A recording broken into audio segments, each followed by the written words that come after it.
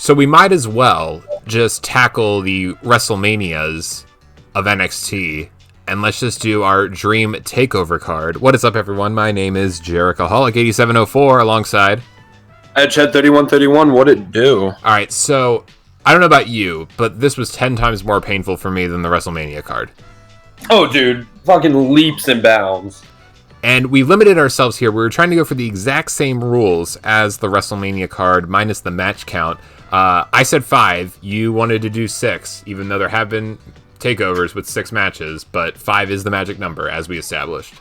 Yeah, I understand that, like, 5 is the staple, but, like, I don't know, I think we... especially because, like, that's the direction they seem to be moving in now, is, like, a takeover with, like, a lot of matches. Yes, but I think... for the sake of like when we are going to look back in 20 years on the best takeovers, I think we're going to look at majority of the takeovers that had 5 matches on the card, just because that's just there's something right about 5 matches on the card. 5 takeover matches, they all go between like 15 to 25 minutes. Oh god, my heart jumps thinking about it. Oh, it's so great. Similar rules apply here. 5 matches per card. Main event has to be the final match on the card. We can't repeat wrestlers, and we can't repeat takeovers, right? Yes. All right. So if you don't mind, I'll jump into my card right away, if that's okay with you. Do we get an honorable mention? I'm sure we could probably give some honorable mentions to matches that just missed the card. We can do that towards the end. Okay. Show the highlights of the original card and see which matches were, great enough to make the cut. So I'll start with my card, if you don't mind. First match on the card for me would be for the NXT Tag Team Championships. It would be the Broserweights, Matt Riddle and Pete Dunne versus the Undisputed Era. I thought this match was really, really fun. This is probably the most recent. I think this is the most recent match I have on my card here. The Broserweights are an amazing team. I love both of them together. Unfortunately, COVID kind of fucked up their run. They could have had something really great. I figured inevitably they would turn on each other, and that would lead to a feud. But for what we got, I thought this was a great, great team and a really fun title win. Everyone loves the Undisputed Era, but it was time for them to lose their tag team titles. And this is a great match, great crowd reaction. This would be a hot opener for the start. The only thing I would change is I would get rid of Matt Riddle's Bobby Fish, like how much wood would a woodchuck chuck kind of joke. Oh, yeah. Not that it was bad. Bobby Fish if Bobby Fish could catch fish. That's what it was. So I'm not saying that's inherently a bad pun, but right. I wouldn't drive it home WWE style like he did at the very beginning of the match.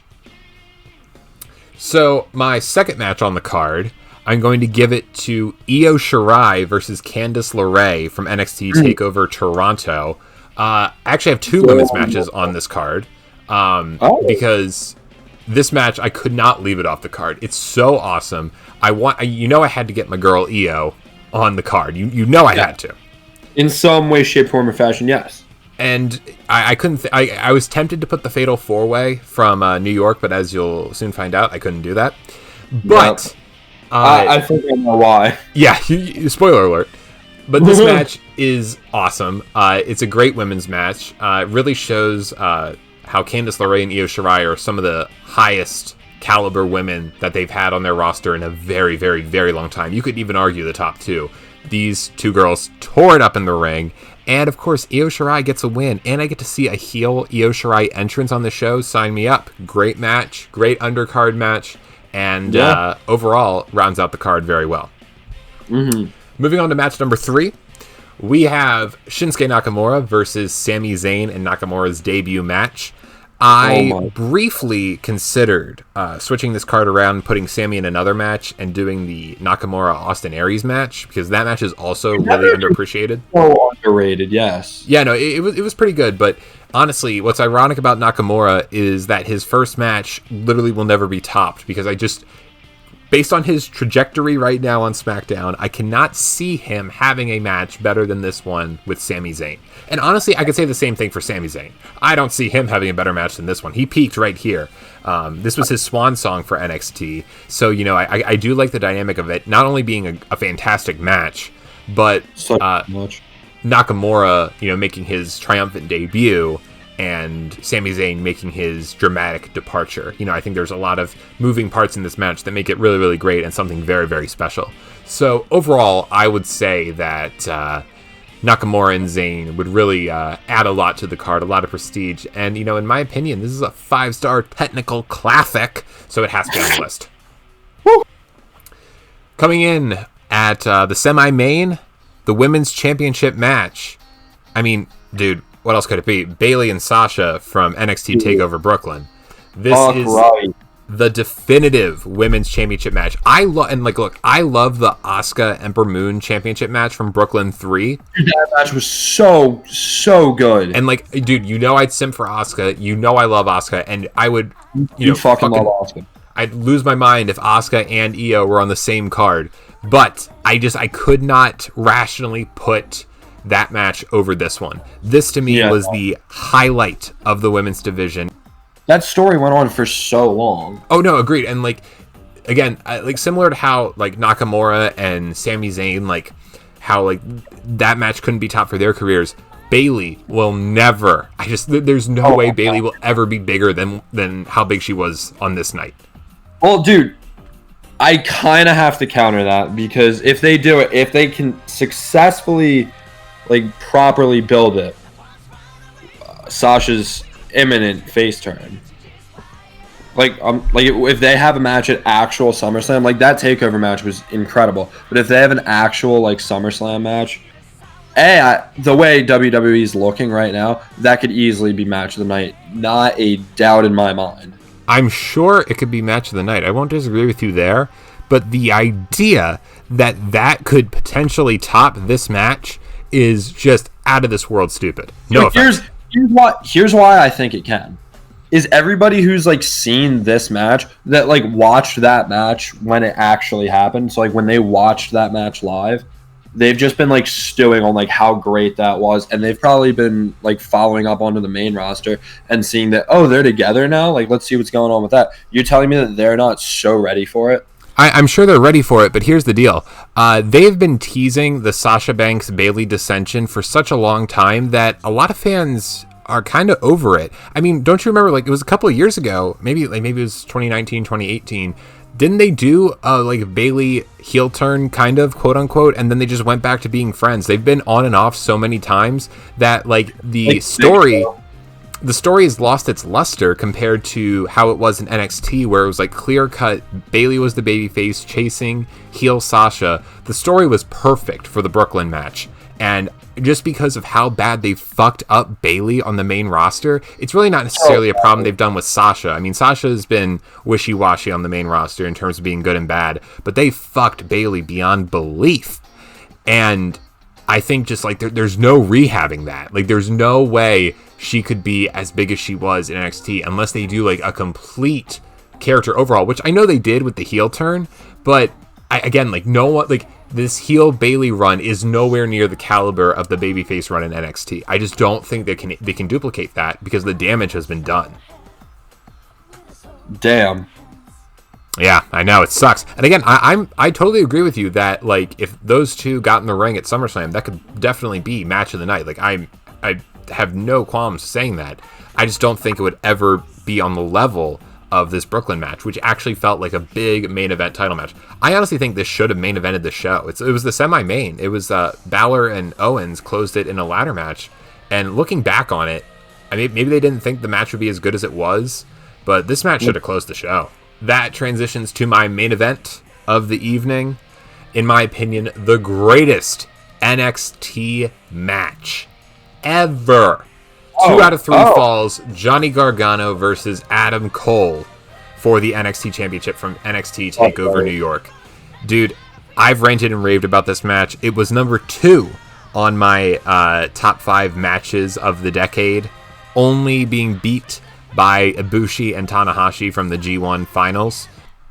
Yeah. I just, dude, there is something so special about this match. And I know it's kick out heavy. I know it's super reliant on false finishes. And I know it gets a little ridiculous how Johnny Gargano goes Super Cena and just kicks out of everything. But I defend it by saying that this was Gargano's match.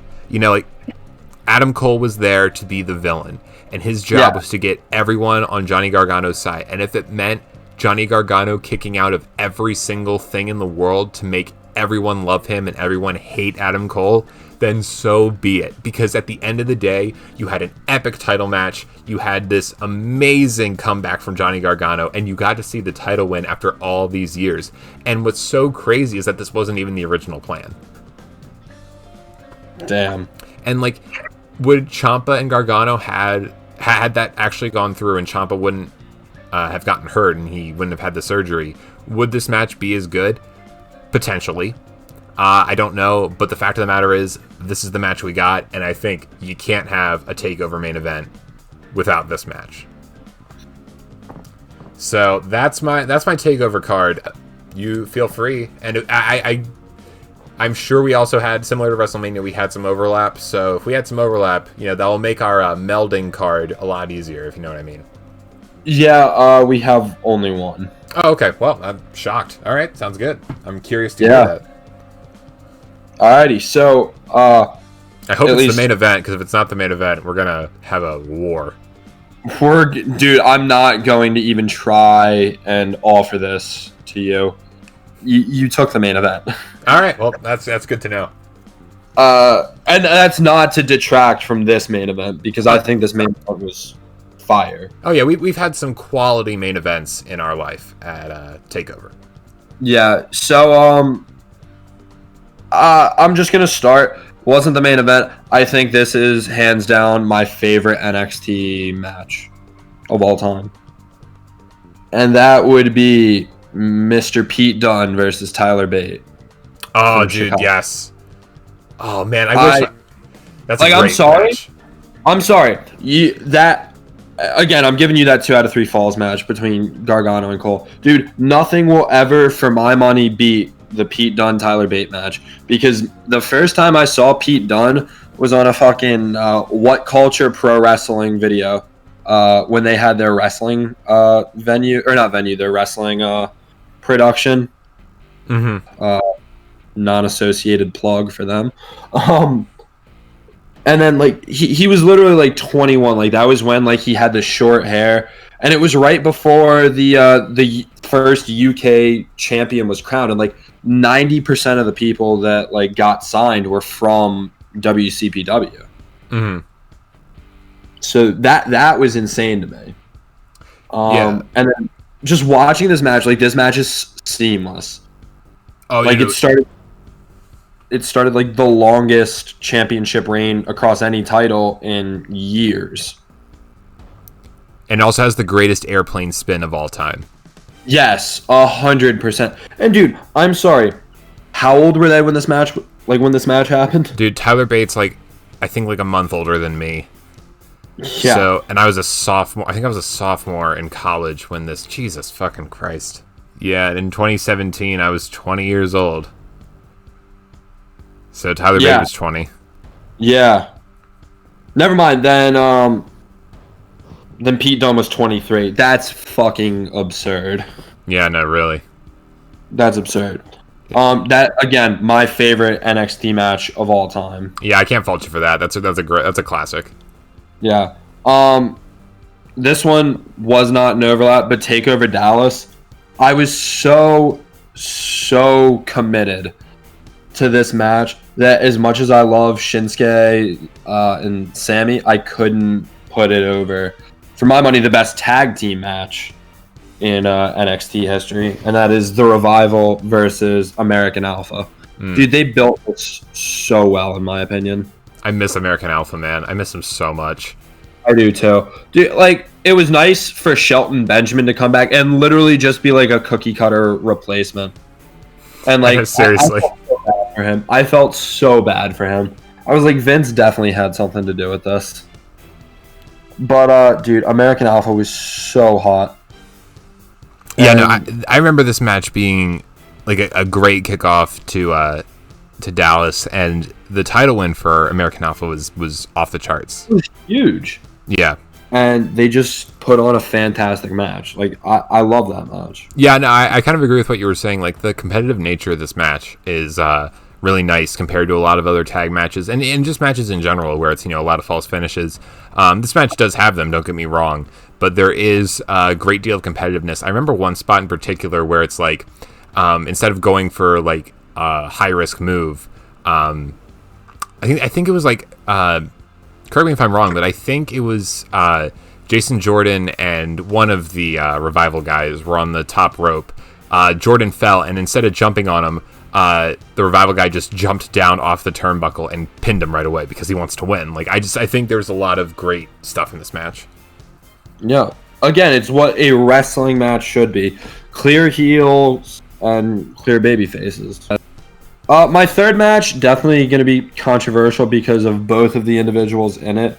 But oh boy, exactly. I loved. We put Benoit on our WrestleMania card, so I mean, free for all.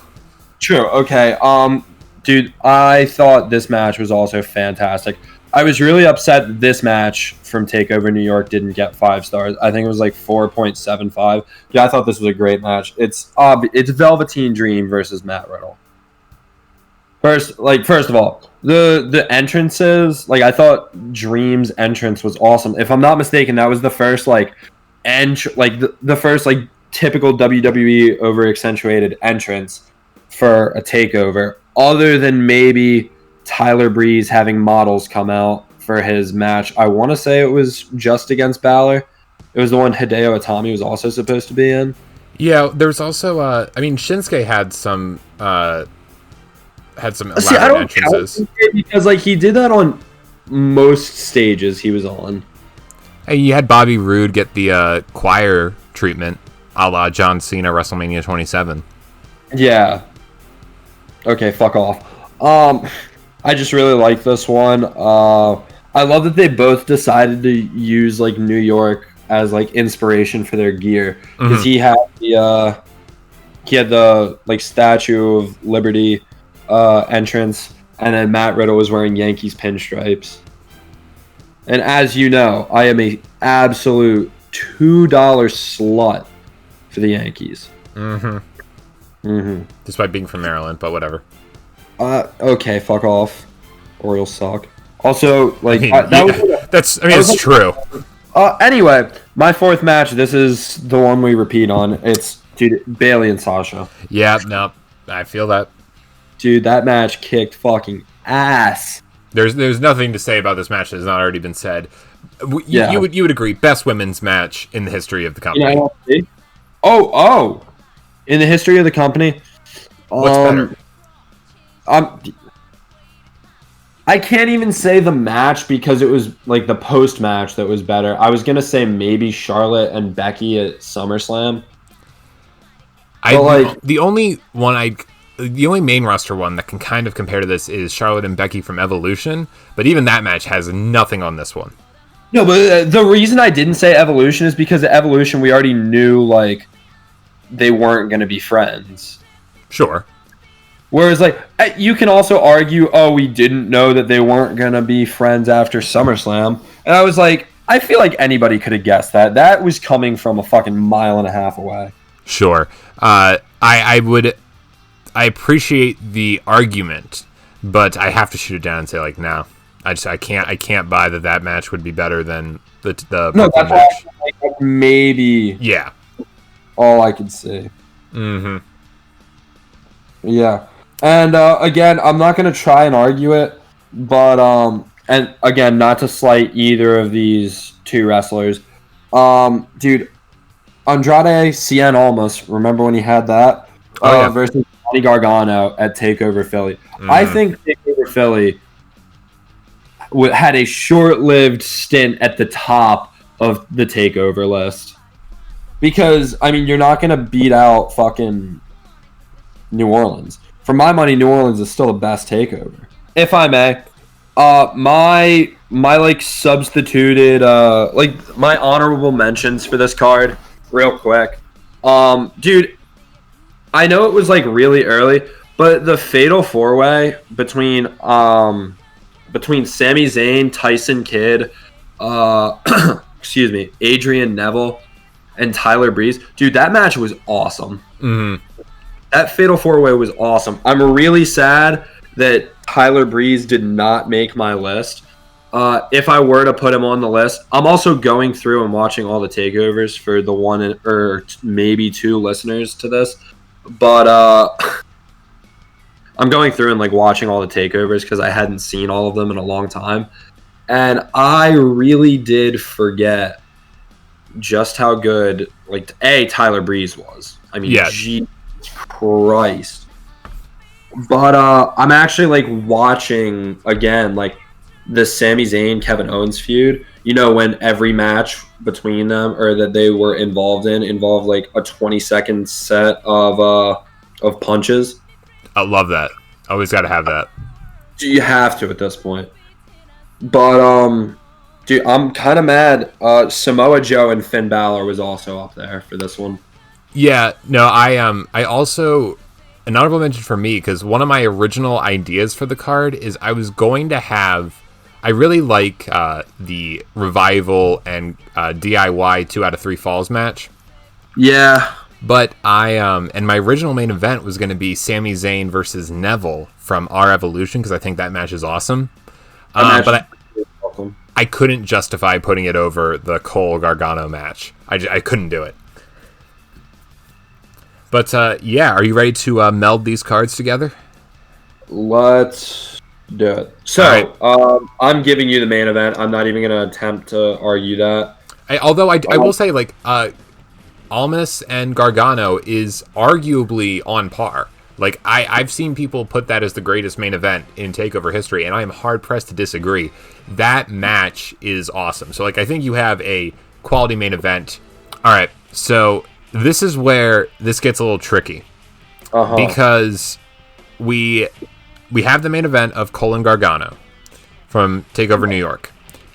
Now, I think we also need to have Bayley and Sasha because that is our Brooklyn match. And that's our women's title match. We both agree. We both had it on there. It would be best to have it on. Now, in the process of, we've eliminated Dream and Riddle because that was also from the same show as Cole and Gargano. So, unfortunately, that match has to take the axe. Now, we do have conflicting shows. Common ground here, though.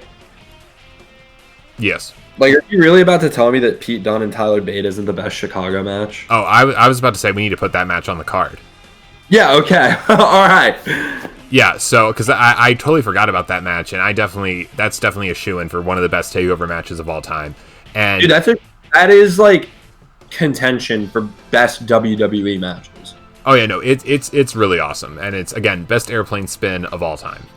Oh, 100%. So, with that in mind, if we're going to put that on our card, that would eliminate my tag team match of the Broserweights and Undisputed Era because Pete Dunne is in that match. So that match is gone from my card.